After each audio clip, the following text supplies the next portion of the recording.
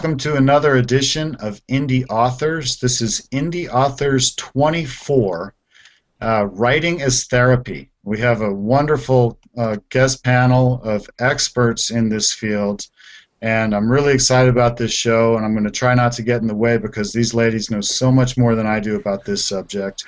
I'd like to introduce our panel of experts. We have Kathleen Pooler, who is writing memoir now and is also a retired nurse of 30-plus years. Kathleen, thanks for being with us. Great to be here, Jason. We have Linda Joy Myers, who is really an expert on this subject. She's the president of the National Association of Memoir Writers, also the author of Power of Memoir and Don't Call Me Mother. Linda, thank you very much for being with us tonight. Thanks for inviting me. It's great to be here with everybody. We have Madeline Sharpless, the author of Leaving the Hall Light On, and also an expert on memoir writing. Madeline, thanks for being with us. It's my pleasure, Jason. Thanks for having me. And we also have guest authors Lisa Grace and R.M. Prelo with us. Linda, I want to start with you, and I want to basically ask, the general question: how can healing be aided by writing? How does writing get into therapy?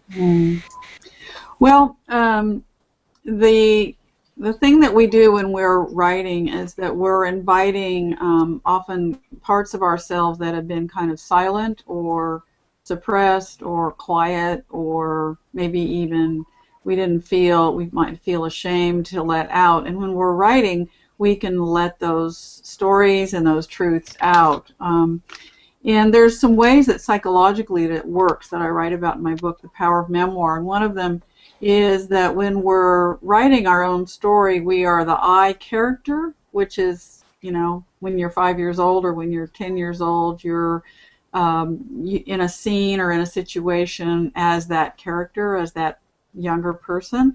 And you're also the narrator. You're the person who's writing the story, gathering your memories, writing them in the present.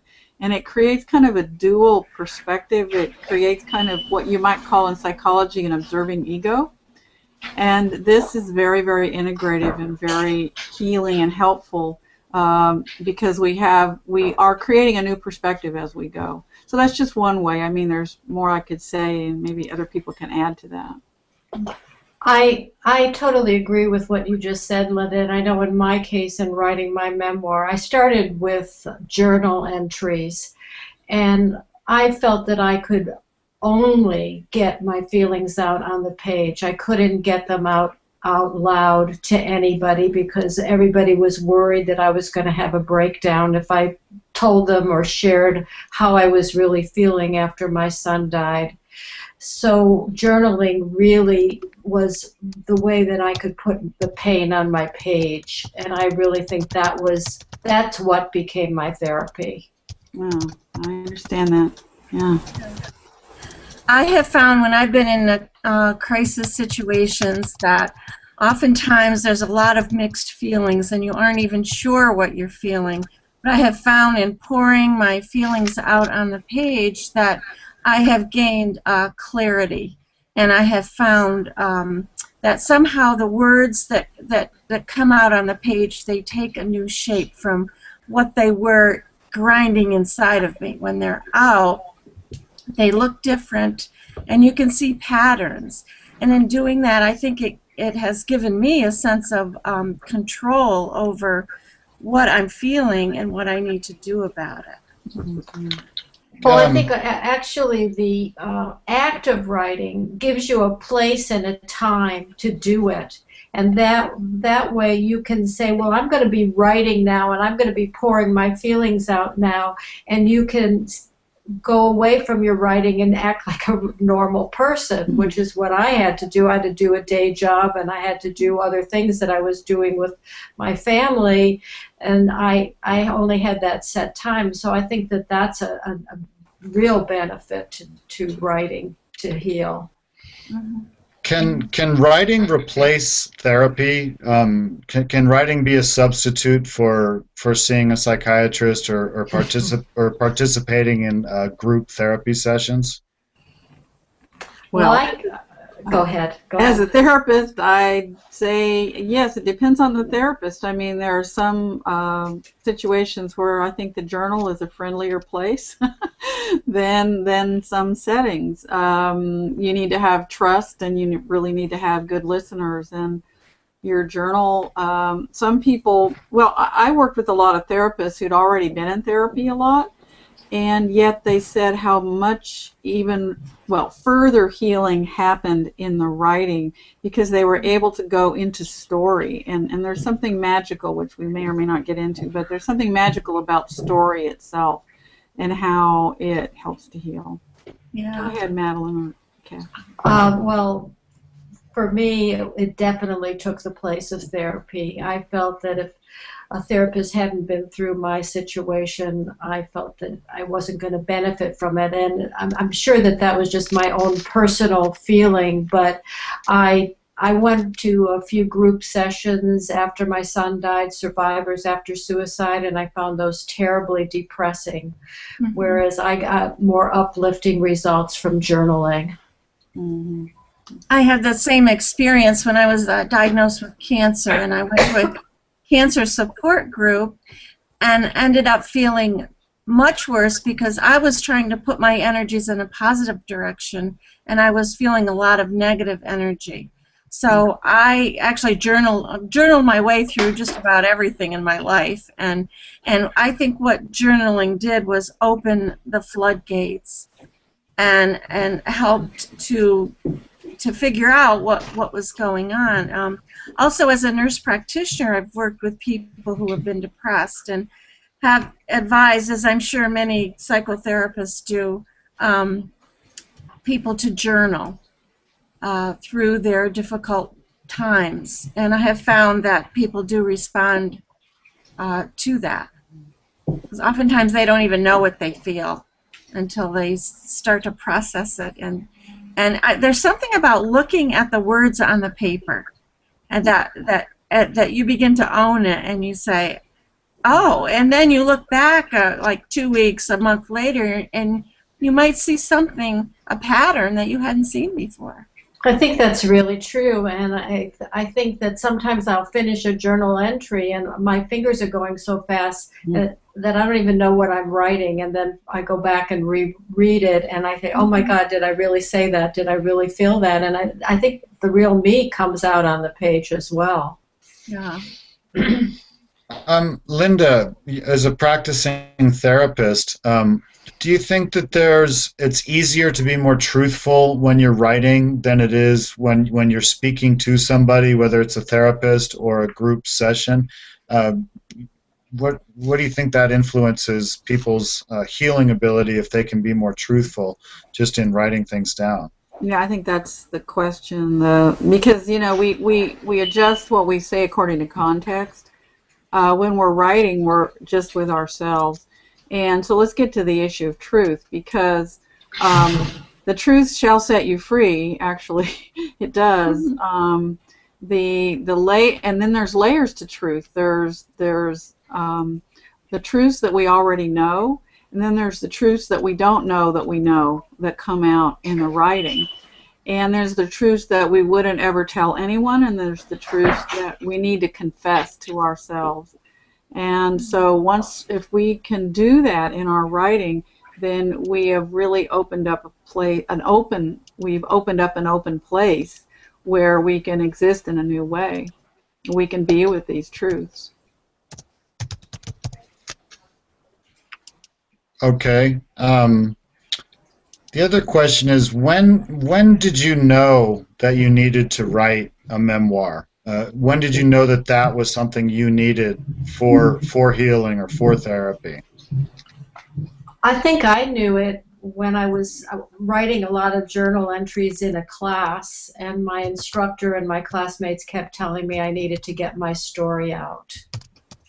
And then I started figuring out a way to put it all together. I had a poetry manuscript, and poetry was also form of therapy for me too. All of my first poems were very dark and about my son and his death and what had happened to our family.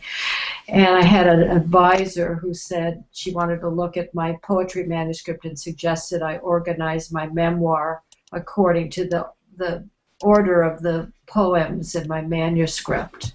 Mm-hmm. And that was very helpful to me. Mhm. Yeah. What about you, Kathleen? Well, I think when I looked around and saw the wonderful life I was living and realized I was on the other side of so many traumatic situations, I felt called to share my hope and share my story and look at, okay, how did I get from here to there, and maybe other people could learn from that. So I feel like I'm writing from a position of healing and forgiveness, Yeah. including self-forgiveness, because well, Linda Joy has guided me through that whole process of forgiving myself for judging that 23-year-old young woman who made all those harebrained decisions that We were all 23 once. self-defeating detours, and helped me face down that inner judge and write about it. I did it through the writing. I think that even in my book, which is the first half is pretty depressing, but the second half shows how I put myself together and survived. And a lot of people have said it's very inspiring, and that's really what my goal is with my book too. I want to inspire other people who have been through similar or even any kind of tragedy, that it is possible to survive. I hope that that's the message that they get from my book. In my memoir, it wrote me, sort of, but it's about 3 generations of mothers who abandoned their daughters and how I broke that pattern. But I wrote it over a period of many, many years while I was sorting through what happened with my mother and with my grandmother that I grew up with.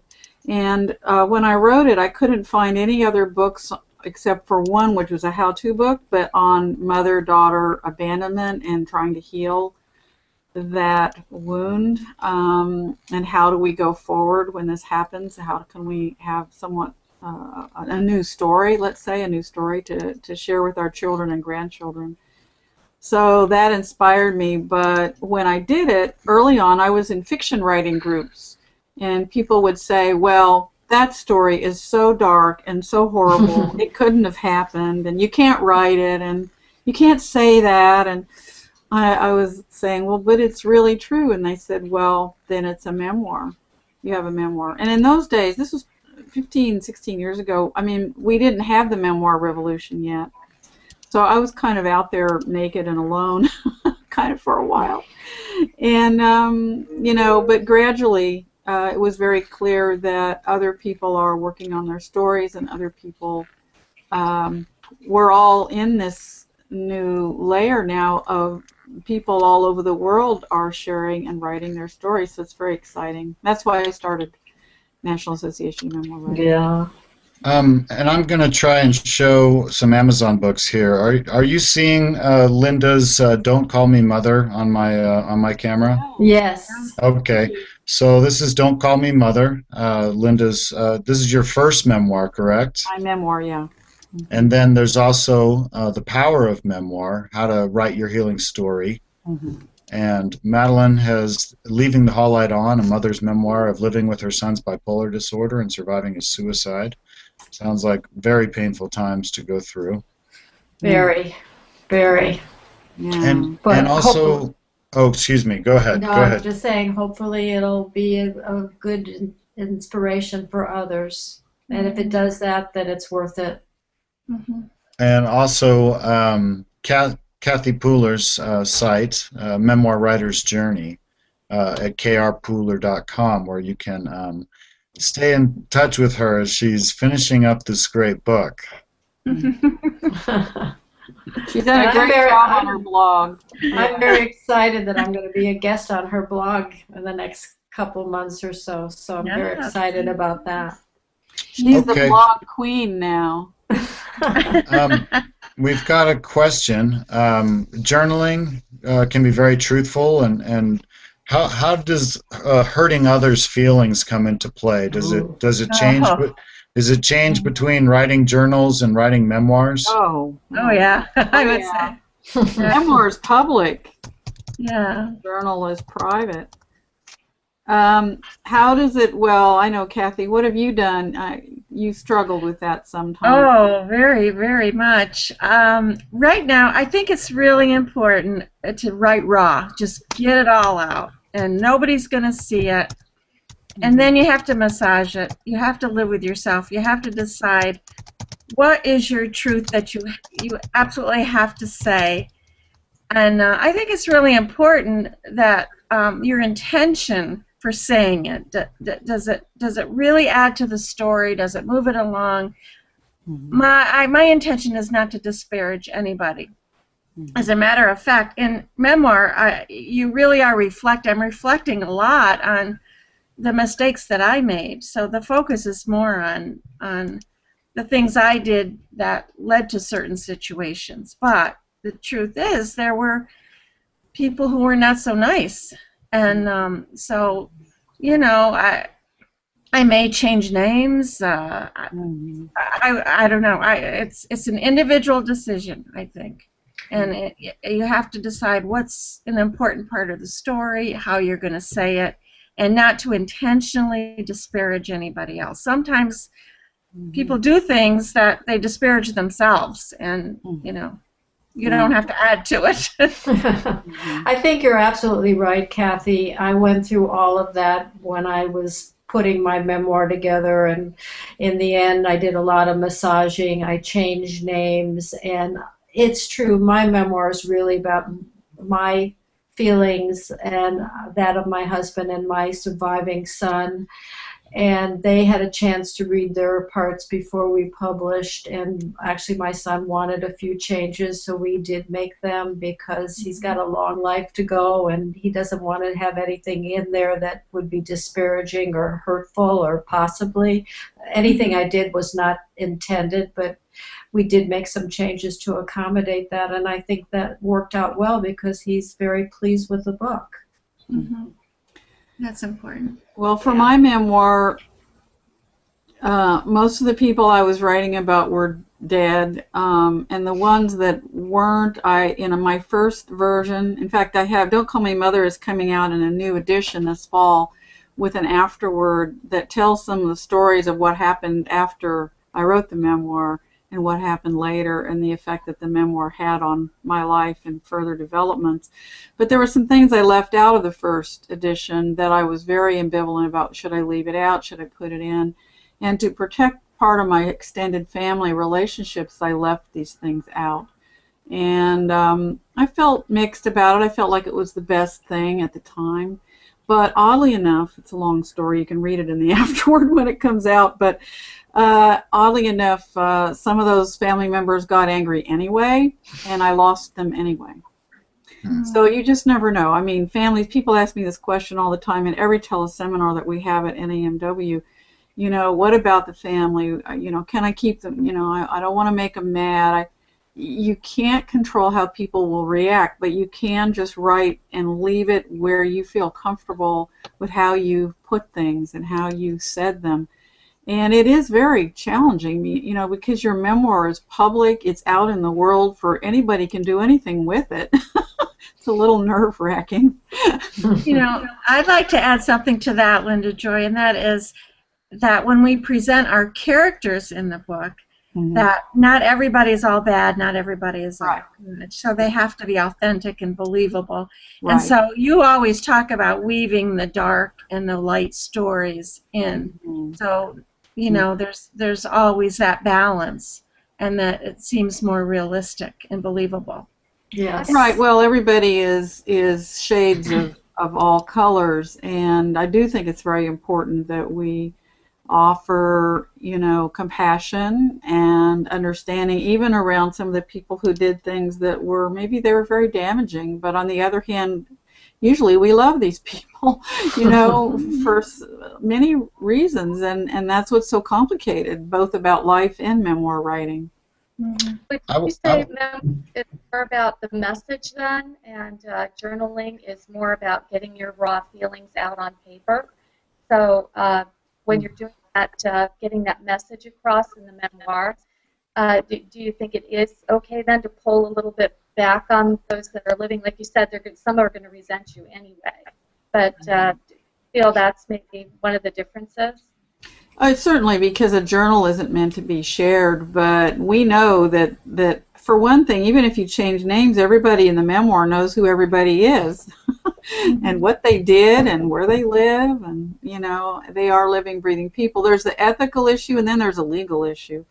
You know what's interesting with my book is that a lot of my family members read my book, and they read it because they were interested to know the facts of the story that they didn't know, and so many of them were so surprised that they didn't know so much, and a lot of close friends felt the same way too. So it was more informative to them. I didn't get anybody telling me that it was hurtful, and I think all my family has read my book. So that makes me feel good that they got the information, and I was very raw and truthful. I didn't want to put out a memoir that some celebrities do that really is just a glossed over account. So we know what's missing. We can feel what's missing. Right. Kathy's heard me say this. If we're leaving something out because we're afraid to put it in, there's a hole there that the reader can feel, and so we need to figure out how to say it or how not to leave any clues if we're not going to say it. Right. I've got a question. I would like to hear about some of the benefits and the gifts that you feel that you've received from your memoir writing. And these could be physical benefits, psychological benefits, other benefits. Can you share some of your experiences with that? Who wants to go? I'll just go. Well, it took me so many years to write my memoir. I did write one version before my mother died, and then I wrote another one afterward. But finally, once I worked through it all and got it all contained, and I took out 55,000 words, which is almost a whole book, when I did the edit, and I felt like it was a story now. It was just a story. And I wasn't going to work on it anymore, and I was going to continue living with it, but it was put in a book and between pages, and I could leave it behind much more. I feel the same way. I ended up with a book, and I ended up with a book that I felt was a good book, and I think that was a huge gift. I ended up very proud of my poetry. Poetry just started for me, and during my journal entry process, all of a sudden I was writing poetry, and finally I'm able to go to all kinds of different other poetry subjects. So that's a huge gift too, that I've gone beyond the story that's in this memoir. Yeah. Mm-hmm. For me, I think it really it enhanced my healing. When I was diagnosed with cancer, I think it helped me maintain a positive attitude because I just willed myself to be positive. And I would do things like, when I went in for a stem cell transplant, I would I wrote out 12 things, visualizations, how I would be after this stem cell transplant. And I would be, I would have hair at my niece's wedding. I would, and I had gained a lot of weight from the medicine. And I went to an LL Bean catalog, and I picked out an outfit that I ordered in the size I wanted to be.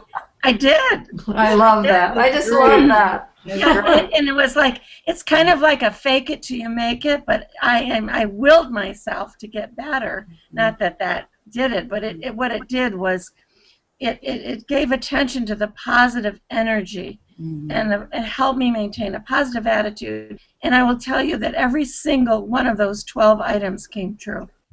Oh, love that. Love that. They weren't major things. They were like dancing at my niece's wedding. They were with hair. With hair. Those are major things. That's terrific. You know, you said fake it till you make it, but I called it play acting. And I would play act, and actually then it became real. And I think that that's what we have to do when we're going through stuff like that. Well, it does. The therapists call it practicing. You know, we're practicing being where we're headed toward. But writing it down, I mean, it's in the body then. It's coming out of the body onto a page. The intentionality, there's a lot of work done on intentionality, on gratitude. I don't know if you know about the research that if you write a blessing that for 30 days, if you write a blessing every day that you feel that you're getting, or a gratitude, appreciation, that it changes the brain. I mean, they've done a lot of research on this in this group called the Greater Good Science Institute, and they do videos about it and stuff. It's really, really cool stuff. I think that I could totally agree with that. I don't do it, but just my act of writing changes my brain. I feel it. I really feel it. They've done research on that too. Go ahead, Jake. This may sound like a dumb question, but does it make any difference if you're writing on pen or paper versus typing on a keyboard on a computer? Goes faster on the computer. The computer follows the speed of my brain faster, and writing cramps my hand, but I did one and then I did the other, and it still works either way. But sometimes I've found that, and other people say this too, that sometimes when I'm really stuck about writing something, I really can't figure it out. I can get into my head too much on the computer, and I'll just pick up the pen and the paper. It's a little bit like drawing or something, and it kind of comes out of the body in an organic way. So there can be moments when really just going right back to the basics. I mean, you know, look, we learned to write when we were like 6 years old. It's very deep in us to write and to find words, and so I think both really work, but I still go to the paper when I'm stuck or when I just want to reflect. You know, Amber Starfire, who does a lot of work on journaling, she actually conducted a study. There are about 12 of us, and she asked us to practice on the computer and also practice writing in a journal by hand. And I always thought that that I wrote better on the computer. But what happened is, when I did write freehand in a journal, I found that I came up with a story about my father, who had died about 3 months before that. That it seemed to touch at a deeper level, like you were saying, Linda Joy. But you know, I think that they both work. And I think it's a kind of an individual preference. But I personally use both. Mostly computer, but I also still have a journal. And I also write on old envelopes and napkins too. Whatever I can find. Then I have to hunt for it later. Like, now where did I put that? Which pile is it in? You know. Right. I actually always carry a little notebook with me wherever I am, because I don't always have a computer, so I jot down stuff there. But I have to tell you, putting a memoir together from handwritten stuff is a lot harder than putting it together from a computer. I had to go through and figure out what I wanted to include, transcribe it into computer. So if you're planning on writing a memoir from your journal, I suggest using a computer. Well, I wrote my whole memoir in journal well, I like to write on just, you know, like regular paper, long paper, so I can just let her rip. And I wrote my whole memoir that way. But what I would do is I would take what I'd written and I would transcribe it into the computer fairly soon afterward, and that would be my first edit. And because a lot of the time, well, I don't know, I write more on the computer now than I did then. Yeah. Well, for me, I didn't know I was writing a memoir right away, so I had years of journal entries to go through. Yeah. Linda, who is Dr. James Pennebaker? Mr. Magic. No. Dr. James Pennebaker is a really wonderful man, and he's done some research on the power of writing to heal. And he started this research about 20 years ago, and there were some other people too, another man named Joshua Smith. And their studies got printed in the American Journal of AMA, the AMA Journal. And he found out that writing helped to heal physically as well as emotionally, and it affected people. It helped change their asthma and their arthritis for the better. And since those early studies, there's been another generation of studies. And he's edited those. He's added to this other book. His first book is called Opening Up, I think, The Power of Expression. That was a much earlier book. He also has a website. You can, yeah, there's Opening Up. There it is. Thank you. Here's Opening Up. Yeah. And then there's also Writing to Heal. That's his book. And then he edited a book of the next generation of studies called The Writing Cure. And it's really amazing reading. These are all, you know, research studies. But there's a woman in The Writing Cure that talks about how it's about as healing to write positive stories as the darker traumatic stories, and furthermore, how healing it is to write fiction. They actually did studies about that. They had people write about someone else's trauma, and it created a positive health benefits. They had all these measurements. They measured blood, they measured stress, they measured all these things. Yeah. It's pretty amazing stuff. And so I got so excited about this that when I read Pennebaker's book in 2001, when I first started writing about it, I called his office in Texas, and he answered the phone. And we had a nice chat, and then I got to meet him. He's just a very, very nice, available man. And so a lot of people since then now, I mean, we really know that it's true by our personal experience, but it's great that there's research being done to support what we already know. Yeah, that's amazing, because I never heard of him until you started talking about him last week, and he's just verifying everything I've learned myself. Oh, yeah, yeah. I think you really got the attention of myself and Lisa Grace when you mentioned fiction writers can benefit from this too, because Lisa is the author of the Angel series. And I've written a couple novels myself. So how are we likely to benefit when we're writing fiction? Because you're being creative. It's the creativity, I think. It's the act of creating images and scenes and feelings and description and being in.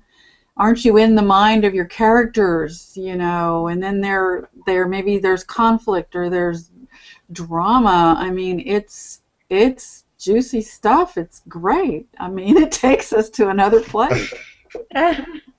And do you find that fiction really is based in some part on your own life? I think so. What do you think, Lisa? Yes, definitely. Yes, I have real life situations that have happened to me inside my fictional book. Right. I'm actually writing a novel now too, and it does come from my life, but the conversations are totally made up, and they just keep pouring out. And I'm sure Isn't it fiction fun writers to write fiction? Yes, it's a lot of After fun. my memoir, I wrote a fictional book for 5 years. I researched it and wrote it about World War II and the Kindertransport, and I went to England twice and Germany to research it. It was really fun. Yeah, I'm having a great time doing it. It's a total different thing for me. Oh, that's wonderful. Okay, I have another question. If you are dealing with very difficult subjects, whether it's cancer or other disease or divorce or abuse or alcoholism, how easy is it to get stuck talking about the negatives and the pain? And how important is it to focus on some of the positives that are still going on, even if they're harder to see? Well, I know I probably wouldn't have had a publisher if my book totally focused on the pain. Yeah. She was very adamant about me revising the second half and start focusing on the hope and the cure or the survival. And her advice was right on. It was very good to get that advice. Because that's why people are going to read it, Madeline. They're going to want to read it because, oh, maybe they've suffered a suicide in their life. Well, how did she survive? How did she make it out? I'm lost. What can I learn from this woman? That's right. Go ahead, Kathy. Well, I think all pain has a purpose. If you could show the purpose and the lessons learned, that's what people want to know, because we all have pain in our lives, and we all need to know how we get on the other side of it. And I think that's why there's a memoir revolution right now. I think it's all about how do we connect. I mean, maybe we live in nuclear families and all that now, and we're kind of separated in some ways in the world. But you know what? Guess what? On the internet and through memoir writing, we're all learning about the human condition from each other, and in fiction as well as. I mean, I don't know about all of you, but fiction saved my life, and poetry saved my life for many years before we had all that many memoirs. You know, it's about people. I know that in my blog post, when I post an excerpt, that seems to really connect with people more than anything. And those are the responses I get. People want story, because they can connect with their own story through your story. Yeah, the power of story. Yeah. And you fiction writers, that's what you're doing, you see. Right. Yeah. That's what we're all doing, really. Along those lines, I have a question. Have you received emails then from those that your writing has helped? I know I've gotten, even though I do write fiction, I have gotten emails from some young girls saying, how do you know that's what I was feeling? How did you? So I'm sure you must have given about maybe some of those where you know you've helped people. Yes. I have quite a bit. How about you, Madeline? I'm sorry, I didn't get Lisa's. I didn't hear the question. I didn't either. Received emails from people who have said how much your work, your writing has helped them. Yes, I've gotten several, and I have had some wonderful reviews of my book, which are up on Amazon, and basically that's what I hear all the time. And it makes me feel very good that I've been able to do that. Yes, I'm sure. Yeah, I've had the same thing. Yeah. Yeah. Oh, excuse me. Go ahead. Well, I was going to say times I think I don't think the story's going to mean much, and then I get this incredible response. Like, I didn't think it was anything, but people did. So now, Kathy, that's your inner critic. I know. It's a very real part of the whole process. I know. We all have to struggle with that. Everybody, I always ask at my workshops, all of you who don't have an inner critic, raise your hand. Hey, I'd like to share this website. This is NAMW.org. It's the National Association of Memoir Writers. And we can prove that the president is Linda Joy Myers, who's with us. I'm even wearing the same outfit. That wasn't even Linda, or should I say Dr. Myers, tell our audience what are some of the best ways for them to use this website and to get involved and to learn more about what they can do here. Yeah, well, we have a lot of free events too. We're a membership organization. We love it when people join us so they can have access to over 100 audios and get discounts and stuff as members. We offer workshops for everyone. We have a monthly newsletter that always has what we're up to, as well as articles. We have a monthly roundtable discussion that's free to everybody. In fact, Madeline, you're going to be on it in September, right? Right, September 13th. I'm very excited with my publisher of Dream of Things, Mike O'Mary. So we're excited. As a matter of fact, we're both going to be in Chicago with talking to you on the phone together. Wow, that's great. I know. Yeah. Wonderful. Yeah, and these roundtables, I mean, you know, we like to invite all kinds of different people to share what they're doing with their writing. And we have teleseminars for members, so we have a lot going on. And you know what? We might start some Google Hangouts. I love this. Okay. One other question I was wondering is, At what point, I mean, do you ever feel that you've written about your subject and you have healed and you're ready to move on, or do you need to continue writing and to continue to maybe touch on these subjects from time to time? What's the evolution after you've done your writing? Living. No. You know when you get there, right? Well, if you want to write, I mean, you keep writing, whatever. I mean, if you love writing and you love story, I mean, I was so happy to finish my memoir so I could make things up. It was crazy, It's like, let me out of here. I wanted to not write truthful things for a while. Well, I mean, I took parts of my own life and created characters and stuff like you were talking about, Madeline. And like we all do, really. But I think it's about, if you love to write, you will find out what you need to write about. Do you still need a journal? Well, maybe. But, I think that we get to new places with these painful issues, and maybe we still need to do some writing, and we can. Well, I think it's all a part of life. We have our issues, no matter whether they're tragic issues or not tragic issues, and I find for me, journaling gets all of that out anyway. No matter how bad or good the situation is, it's kind of fun to journal about good things too. Oh, yeah. Love that too. Yeah. Tell me more about the 30 days of was it positive intention writing? I want to do this. It's gratitude journaling, and you can Google it, and there's these websites that talk about it. But they've done some studies around. They say it takes 21 days to change your brain, so 30 days is a good, just in case those first 5 days you weren't really into it. But it is about holding a view that is a different view than the painful one or the negative one. And I recently talked to some people that didn't know. They told me, I'm not sure I believe them, but they said they didn't know how to do that. They didn't know how to see the blessing in every day. And I think maybe they do, or they wouldn't even be able to walk around at all, but maybe they don't think of it that way. It's just exciting stuff. There's a lot of stuff on websites about it too. Just start today, Jason. I will. I'm going to start tonight. Okay, well, we're going to be wrapping up soon. Are there any other ideas or thoughts that you wanted to share before we do? Did you have any other questions on your list, or did you go through them all? I think we went through them all. Great, great.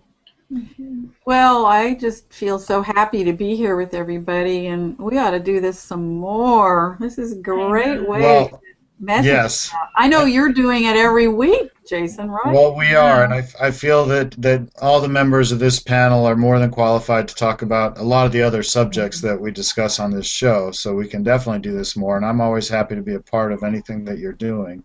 Yeah, I'm going to get you on NAMW too. Yeah, Definitely. There you go. Even invite fiction people. Well, a lot of fiction is memoir. It sure is. Yeah, a lot of memoir is fiction. Well, we won't go there right now, will we? No. But I just want to thank Jason for taking this subject, because I think it's a very important subject, and I'm glad we got it together here with everybody. I think we covered it quite well. Very rich. Okay, well, wonderful. Then I want to thank all of our excellent panel, Kathleen Pooler, Linda Joy Myers, Lisa Grace, and Madeline Sharples. Thanks again, everyone, for being here tonight and for sharing your wisdom with us. Thank you, Jason. Nice to meet you. Thanks, everybody. Yeah. Bye-bye. Okay. Bye. Bye.